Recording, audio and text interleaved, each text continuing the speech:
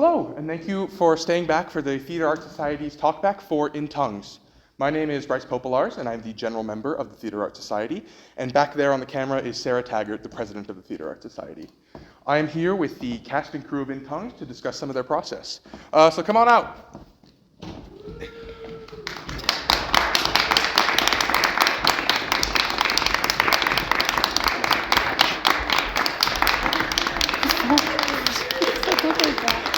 I guess I gotta record audio.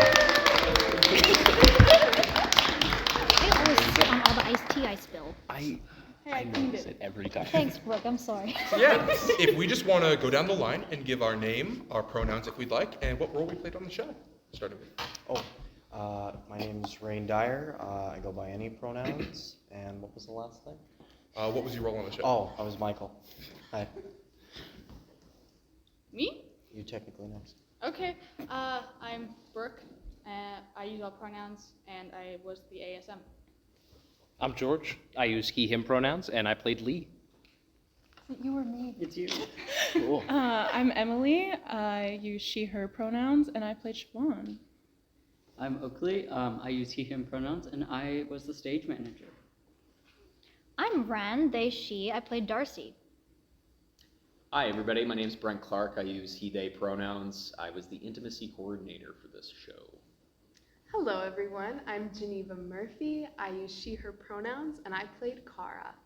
Amazing. Now, before we get into any of our preloaded questions here, I'm just going to ask you if we want to field any from the audience. Yes, sir. Yes. How deep is that hole down there? Well, it's about 2 of me, so that's about 10 feet. I'm kidding. Wow. DA? No. Oh, shit. It's 3 feet. 2.5 feet to the platform. I knew he was here. And 10 feet to the floor level. Yeah, it's great. I can sit in there without my head, without crunching, you know? Like, I don't have to squat, no. Slouch. Thank you. And is the theater designed for that space, or is it like? Yeah, so there's actually seen from just past the fireplace to almost that white screen in behind, and then it's roughly the edge of the set to the edge of the set. All that is platforms we can take out. We can open up any of that space we need to. We also have the orchestra pit on the other side of the unit. We can open up the orchestra, or we did, for example, when we did Little Prince last year, 2 years ago. We had a trap in that got utilized during the show.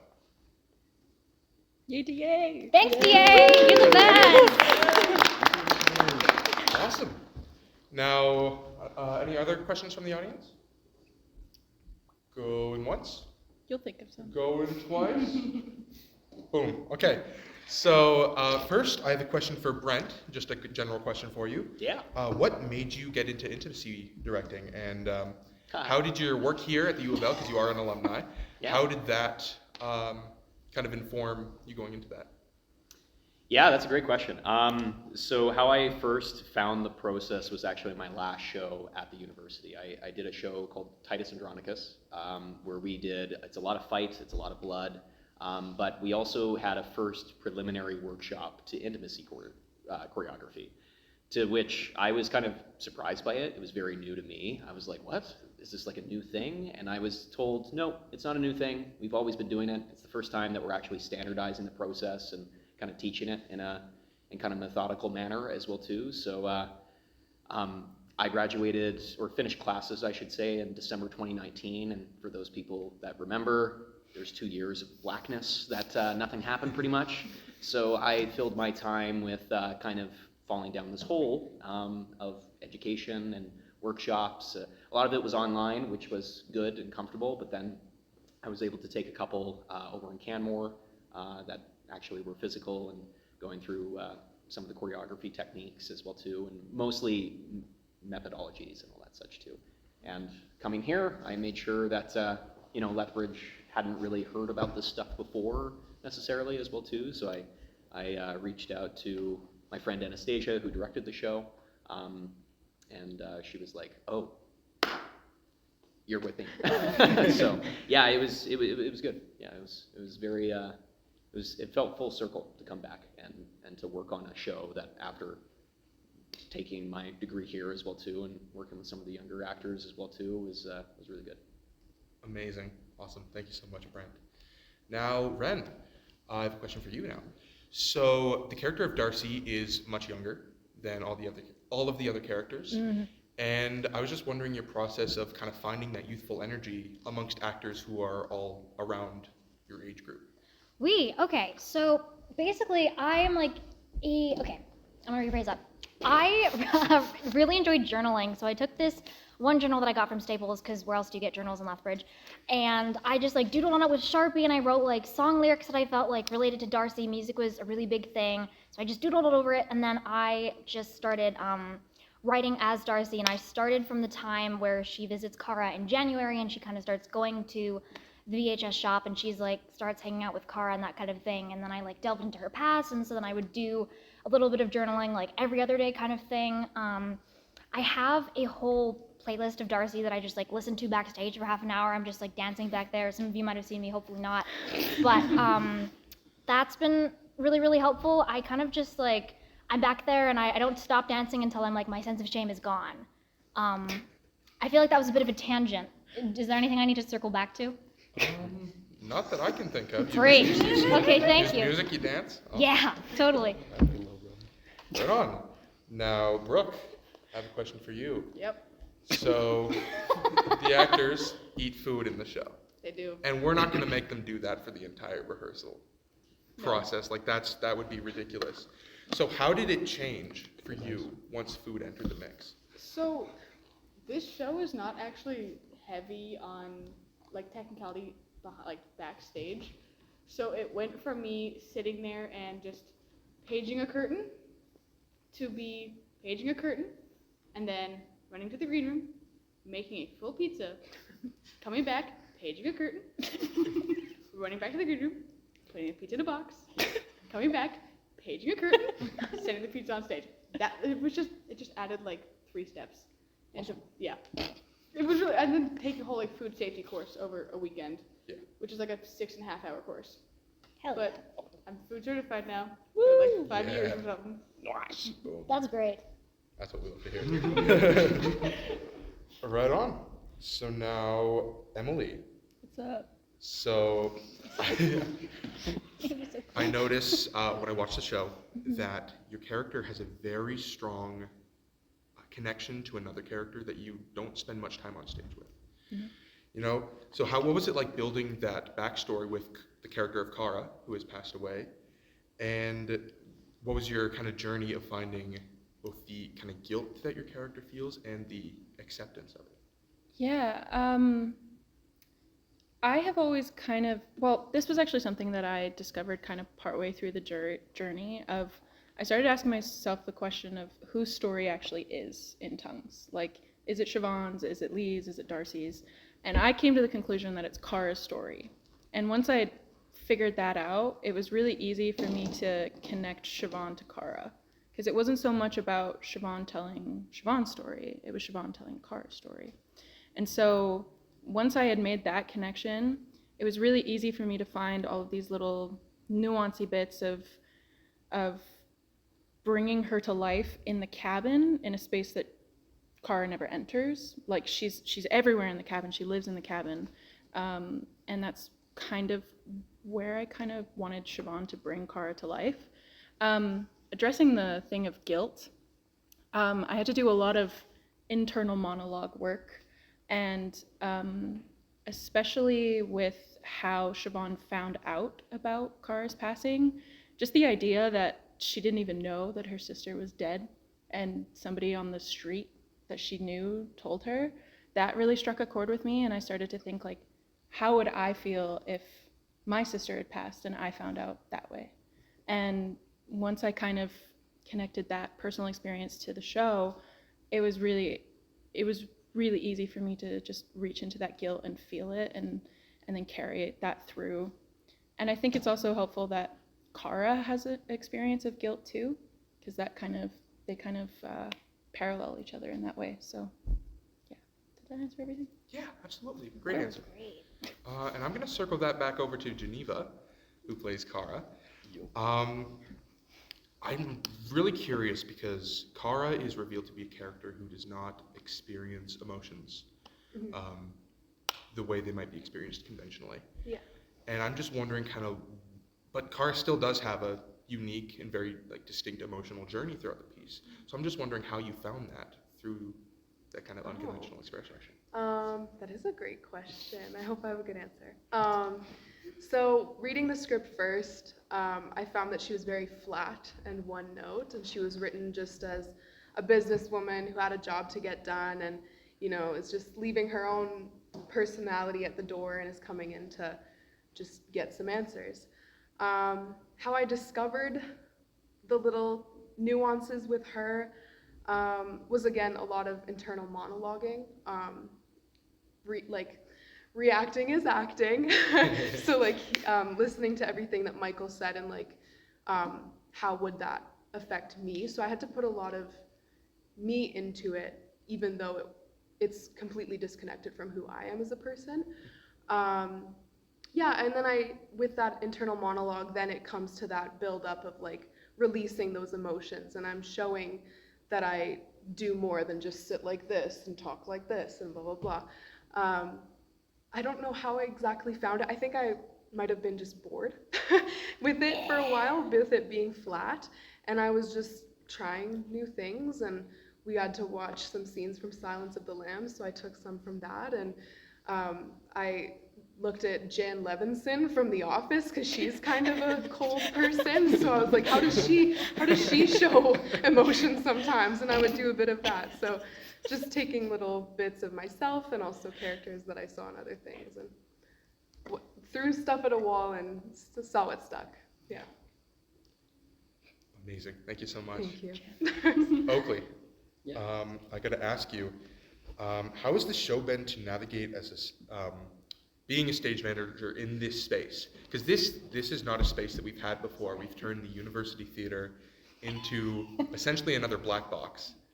So I'm curious what that was like for you. How did that affect it? Yeah, so this space is definitely really different because we are on the stage, and it doesn't have, the biggest challenge for me was it doesn't have a traditional booth. So for those of you, I was back there, right behind the audience, and the biggest challenge was really just staying quiet and not having my cues be heard and interrupting the show. So that was, it was a lot of just discovering how to communicate with my board ops and everything to be as discreet as possible. Awesome. Thank you so much. Yeah. George, your character is angry. Yeah. And that's something that's explicitly said and is shown throughout the piece. Mm-hmm. But there's also this softness and this tenderness and this vulnerability to him that I'm just wondering how you found the balance. It was a challenge at the beginning, because definitely on the first read through, I read him as very angry, and somebody who's just kind of attacking everybody in the room kind of all the time. But he's not. We had a moment where Emily and I sat down and we really went through every single line and went, how do we feel at this moment? What are we saying? Is this anger? Is this something else? And having to play with a range of anger, I guess, of frustration and annoyance to actual full-blown anger. But yeah, as Geneva said, got bored of being one note, and you gotta find the depth in the moments where you can really make him a person and not just a ball of anger. Yeah. Absolutely. Now, for a final personal question, Rain, I'm very curious because Michael is very charismatic in the most disturbing way. He's a character that's done a lot of downright evil things, but you still found that charisma. So I'm curious about that journey for you. Ted Bundy. Geneva had mentioned that we watched some clips from Silence of the Lambs. Michael was based on Edmund Kemper, the co-ed killer, who is not super charismatic, but he is pretty flat. And then we watched some stuff about Ted Bundy after, just of him talking, and it kind of felt nice to blend the two of them together. And so a lot of that charisma, I was sort of just trying to mimic the way that he would look into your eyes without actually like really focusing on it, like you know, giving that illusion of like focus without really caring about it. Particularly with that interview that he had right before they put him in the chair. I think he was in the chair. He was like fake crying, like it was all just coming out at that point. And it was like the most fake thing I've ever seen, but it was still like so moving for the interviewer. And I'm like, okay, we're just gonna do that. That's the way to do it. Yeah. Awesome. Thank you so much. Of course. Now, for our final question, this is something we like to do in our talkbacks. I just want to go down the line and ask, what was everybody's favorite part of the process? I can't say it, I can't swear, I'm sorry.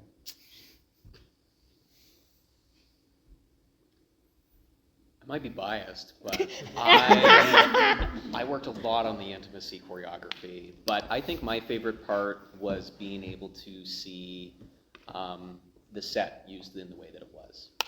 For myself, you know, I've seen a lot of university productions, and I've seen a lot of productions over in Calgary as well too, and I'm always excited to know that production is being done on the typical stage that you might actually would see the performance. So for myself, it's really nice to see kind of the space used in a different way, in kind of a smaller way as well too, because realistically speaking, even though the UT has like a proscenium that could fit like 250 or 300 people and such, it's nice to kind of still mimic those intimate settings, and I think that really served the production as well too. So for me, it was being able to see all the elements put together. After seeing the show a few times, working with the actors in my specific scene, and then watching it run through just to make sure that the energies were matching and everything, I was still blown out of the water for the most part, seeing all the elements put together in the final production. So that was my favorite part. I have one. My favorite part of working on this show was, it sounds cheesy, but everything around doing the show. I've loved getting closer with the seven, like all the seven of us, so we're like a family now, and Anastasia too. We've gone closer. I love dancing backstage when the Discovery Channel song is playing, and the acoustic guitar, me and George go crazy on it. There's gonna be so much fun stuff outside of the actual acting that I'm gonna miss a lot. Hi. Yeah, okay, that's me then. I'm gonna say too, I think, for me, the most challenging part of the show was doing that opening sequence where it's like just me on stage and I'm like drinking the beer and I come out here and I'm like dancing. Me and Anastasia like reblocked that like 20 different times. There's 20 different versions, and I felt like I was really bad at it at the beginning, and so I eventually like got better and just like I was saying earlier, kind of like worked to like lose that sense of like shame or the sense that anyone's like watching you. And so like that was so challenging, and I was so worried I wouldn't get it right, and so working through that was really rewarding. And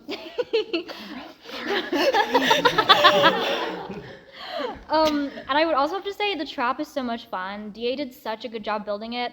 I've always wanted to go through a trap. Like I got to university and I was like, the floor can be a trap. I want to be in the floor. It's great. One time I got to sit down there for like 20 minutes and we worked the scene, and it was the best. I was just looking up at everyone and like doing little hand puppets. I loved being in there. It's great. Yeah. Thanks. Wanna go, Oakley? Sure. I'm not sure if this was mentioned before, but this show was actually almost put on in 2020. It got to Tech Week, and then it got shut down by COVID.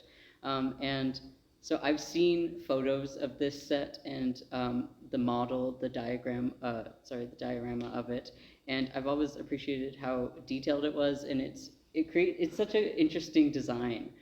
So I was really looking forward to working on it and actually seeing it put together for our production.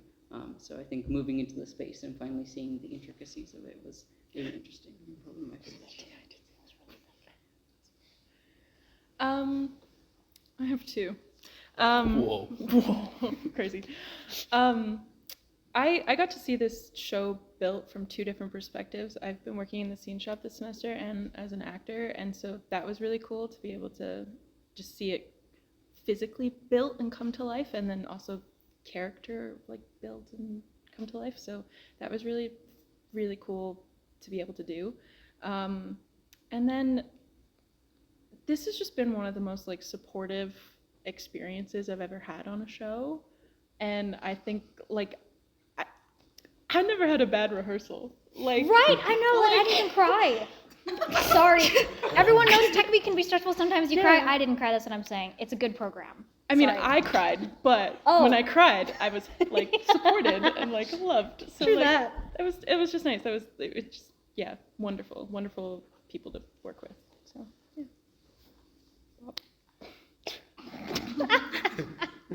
I think my favorite part was getting to come into tech and getting to see all the technical elements finally come together, the sound design, the light design, the set.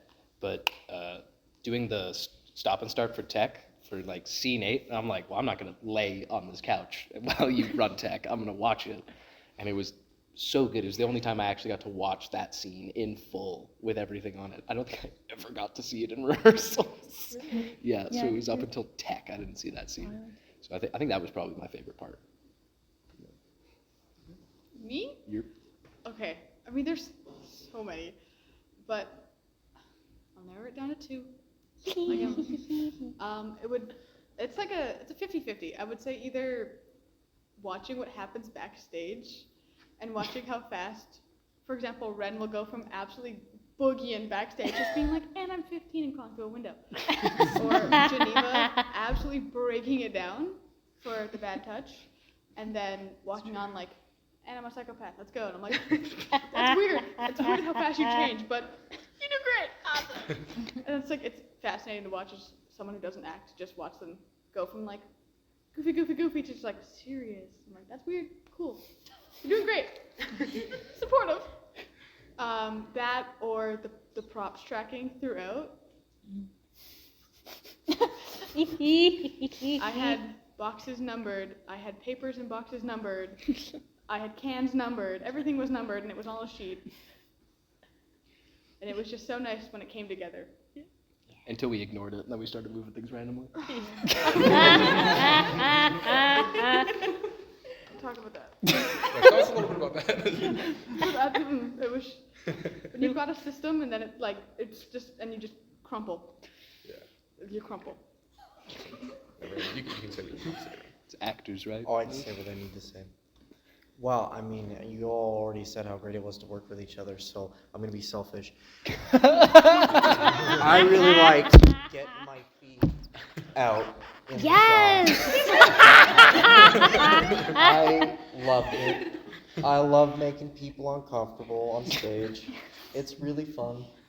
I've never really had to get my feet out. It's a really specific thing. But Anastasia was like, take your sandals off. I was like, okay. And then she's like, take your socks off. And if I had to pick a specific foot moment I liked, it was the first time I took my socks off. Emily almost threw up. Just a line of lint. There was black lint. I buy my socks from Walmart. They're cheap, but there's lots of them.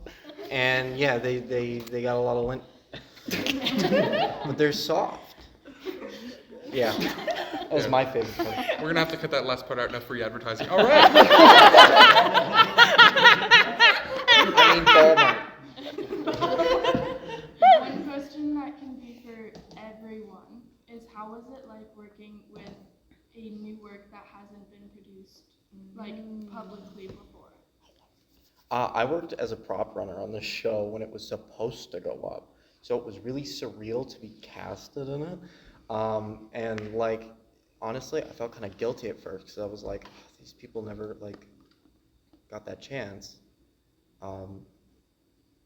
But it was so like rewarding and good, and it was so great to just see the show come back to life in a lot of like similar and then like more unique aspects and things like that. It was, yeah, like I don't know, it was really surreal. It messed me up for a little bit. So it was, yeah.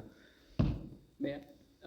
We also had James in the rehearsal space, which was definitely a privilege and was really interesting to see how his ideas kind of meshed with ours, and his feedback was definitely interesting to hear because he knows these characters so intimately, and it was cool. I honestly didn't think about it until opening night when James went, world premiere. And I was like, shut up. Don't put it like that. So, that was weird. Yeah, it's interesting to watch words on a paper that there's no other like proof of, knowingly, other than like people's memories, I guess. It's weird to watch it go, these are words on a paper, to like, they're now characters. Like, this is how people are going to remember them until it's done again, and like it's wild. Fun, wild. What, never thought about it like that before? Yeah, thanks, Brooke. Makes it way more special. All right. Okay, this is kind of just a funny story. So as we know, it's related though. As we know, this production almost went up in 2020, but it unfortunately did not get to. And the original director was Ron Chambers. Those of you who've met Ron know that he's known for being like kind of absurd, kind of crazy, but he's also really cool. And so the person who was playing Darcy before me like dyed her hair purple for the show. And I got confused and thought that everyone had dyed their hair purple for the show and that it was an absurdist show because Ron was directing it. So Anastasia asked me during my audition, do you have any questions? And I go, is everyone gonna dye their hair purple again? And she goes, what? And then I was gonna like back it up with all my evidence and I was like, oh wait, I don't have any, I made that up. So I honestly wonder if that's partially why she cast me, because my interview portion was so awkward and random that I think she thought it kind of gave Darcy, because my monologue did not. Anyway, so I guess what I'm saying is new work, didn't know anything about it, so just completely misinterpreted everything until I read the script. Thank you. That's great. I wondered how that would have worked with like the guy who played Michael before. He had to shave his head. They painted it. Like a scalp. Like the blue man. For me, I mean, I'm sure we all felt this, and Rain kind of touched on it. With there being another cast early, I mean, it's in our heads that they might be coming. So I kind of had this bar for this actor or this performance that I didn't even know like what was said, and I'm thinking like, am I really the right choice, or should I just give my role to this other person to give them justice and whatever? But after those like thoughts of like, oh, am I living up to a bar? In our class, we're in a play reading and analysis, and we're reading texts, and they have the original cast in them, and I'm thinking like, in 15, 20 years, when there's another group of students reading this play in their class, like, our names could be up there. Like, our names could be in that book, like originally produced 2024, 2024. And so that just made it exciting. So that excitement just kind of diminished all of the fear of living up to something. Wishful thinking. Awesome. So yeah, I'd like to thank all of you for joining me for this talkback. I've had the privilege of seeing the show several times now, and it gets better every time. One more tomorrow. You guys should be very proud of yourselves. Thanks. And I'd like to thank everybody else for showing up and supporting our talkback. Yeah, thank you so much.